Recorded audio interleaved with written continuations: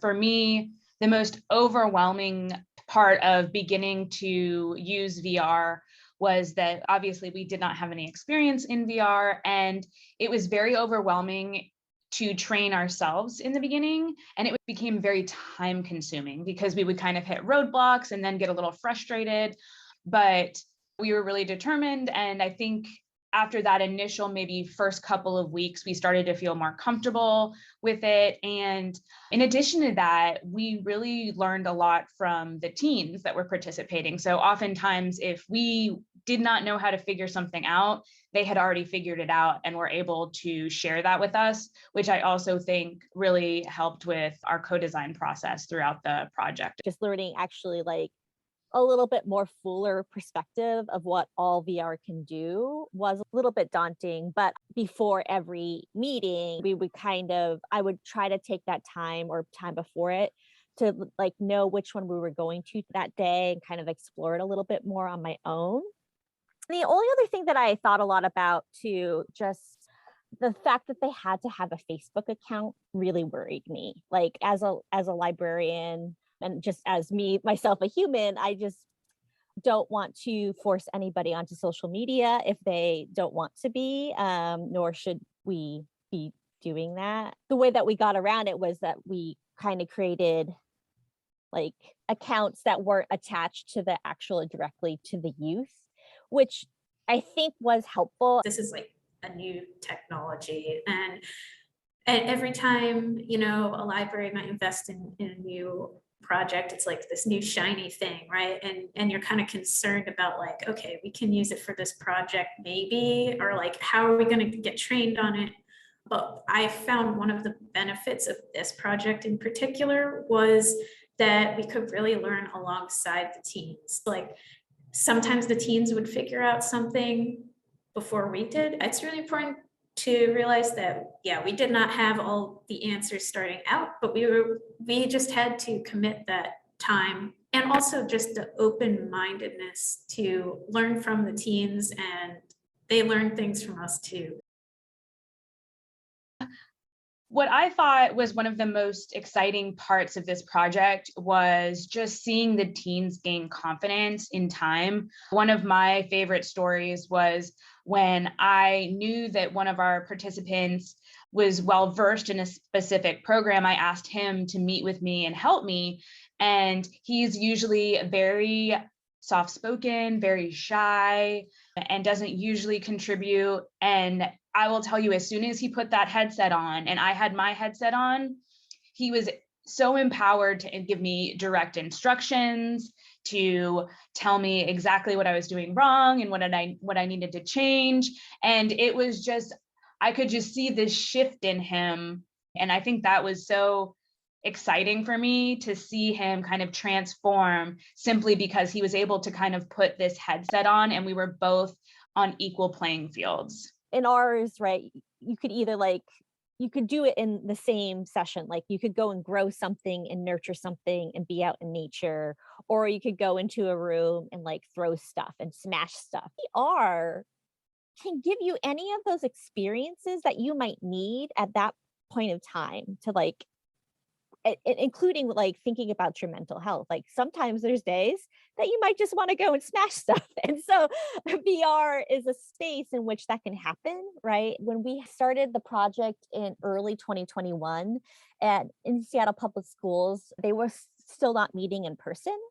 So I thought what was really exciting about it was that even though we were all in these separate spaces, completely miles away from one another, like it really did feel that we were actually meeting together and we could actually like communicate in different ways.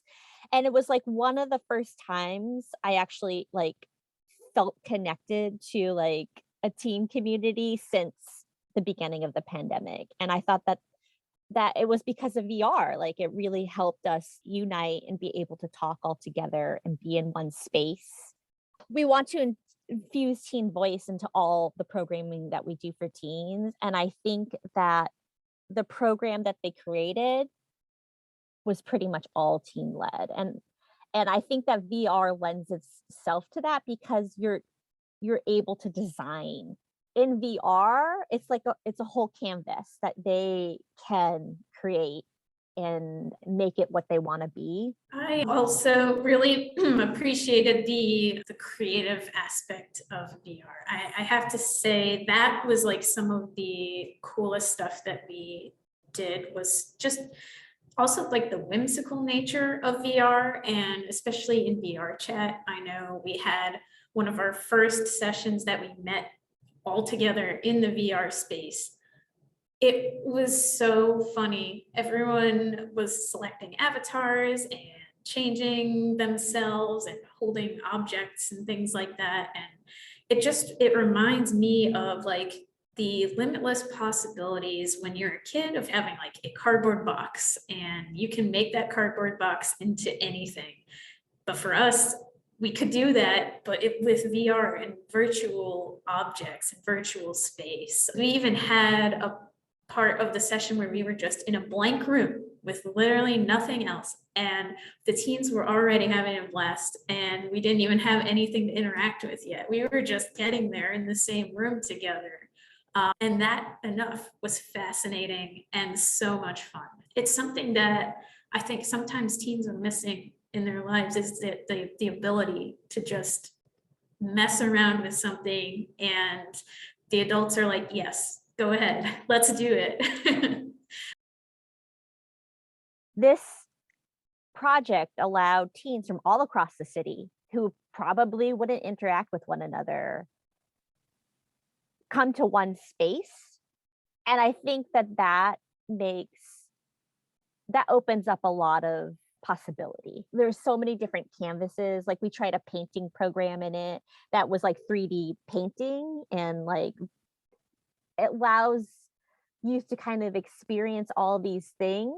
And there's no cleanup, right? It's all there, and it can be unlimited.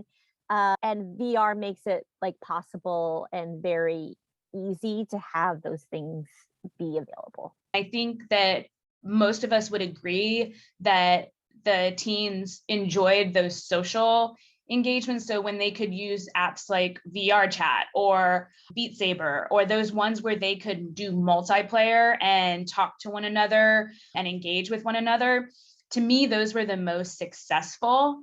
And I do think that if we continued doing VR, we would make sure that we included those social kind of fun engagement with each other in VR.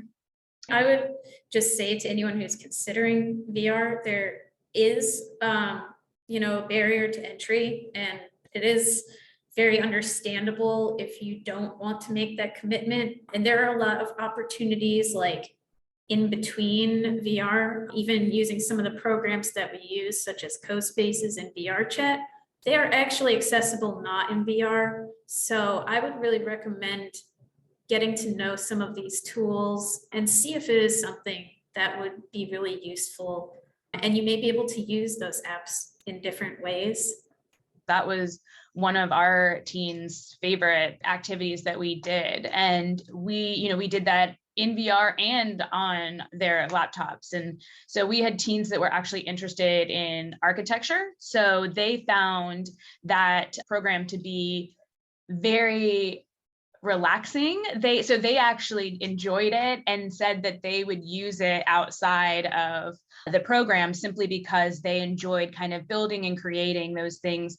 I think using VR allows the teens to experience so many different spaces, and then they're able to figure out what spaces are calming to them, what spaces might be triggering to them, what spaces, they really, really enjoy. Even if you take the virtual reality out of that, I think that that's important for them to learn of what makes me feel good. It's a safe place for exploration. Teens felt a lot more comfortable about expressing themselves, and you may have some physical limitations of your building and access to the buildings, especially if you have more limited funding or limited space for things.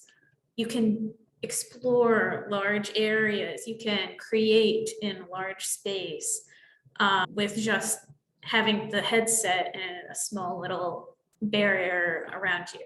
I think the possibilities are really endless, and it inspires creativity and expression above all else.